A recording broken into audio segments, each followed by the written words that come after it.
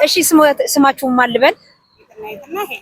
እሺ እሺ የትናየት እንግዲህ የመኪና አደጋ በአሁኑ ሰዓት ላይ እጅግ በጣም ወጣቶች ላይ በተለይ ደግሞ ወጣቶች ላይ እኔም የአደጋው ሰለባ ነኝና ከአረብ ሀገር ከተመለስኩኝ በኋላ ነው የመኪና አደጋ ደርሶብኝ ለዚህ ያበቃኝ።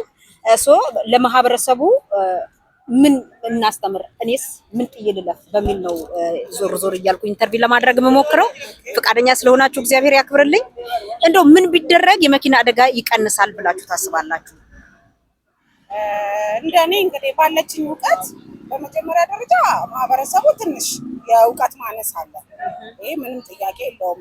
ምክንያቱም በቀኝና በግራ መሄድ ያለብንን መንገድ እንኳን ለይተን ማናቅ አብዛኞቻችን በዛ ደረጃ መሄዳችንን ወይ መመለሳችንን እንጂ መኪና ከጀርባችን አለ ወይ በየትኛው መንገድ እንሂድ፣ ቀኛችን የቱ ነው፣ ግራችን የቱ ነው የሚለውን እውቀቱ የለንም እና እንደዚህ አይነት እውቀት በተለይ ሚዲያ ላይ ቢሰራ ለግንዛቤ ይሄ በጣም ጠቃሚ ነው ብዬ አስባለሁ እንደ መጀመሪያ።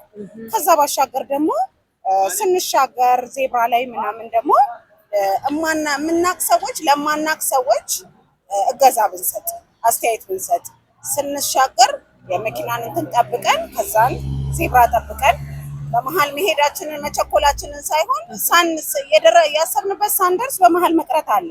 ስለዚህ ያንን የዜብራ መንገድ ጠብቀን ብንሻገር እላለሁ እንደኔ። እንግዲህ እሺ፣ እጅግ በጣም አመሰግናለሁ። አሽከርካሪዎችስ እንደው ምን አሽከርካሪዎች እውነት ነው። አሽከርካሪዎች ላይ ደግሞ ምንድነው ፍጥነት መቀነስ፣ ከምንም በላይ ፍጥነት መቀነስ። በተለይ ህዝብ የሚበዛበት አካባቢዎች አሉ፣ እንቅስቃሴ የገበያ ቦታዎች ምናምን እንቅስቃሴ የሚበዛበት ትምህርት ቤት ቦታዎች ምናምን ምልክቶች ቢደረጉ ያንን ምልክት የምንጠቀመው ውስን ሰዎች ነው። ስለዚህ እነዛን ምልክቶች ተግባራዊ በማድረግ እነዛ ቦታዎች ላይ ፍጥነትን መቀነስ፣ ህግን መከተል፣ የወጡ ህጎች አሉ፣ የትራፊክ ህጎች፣ እነዛን በመከተል ገንዘብን ብቻ ማግኘታችንን ብቻ ሳይሆን ከምንም በላይ በገንዘብ የማይተካ የሰው ህይወት ስለሆነ ያንን መጠበቅ አለባቸው ብዬ አስባለሁ። እግዚአብሔር ያክብርልኝ። እጅግ በጣም አመሰግናለሁ።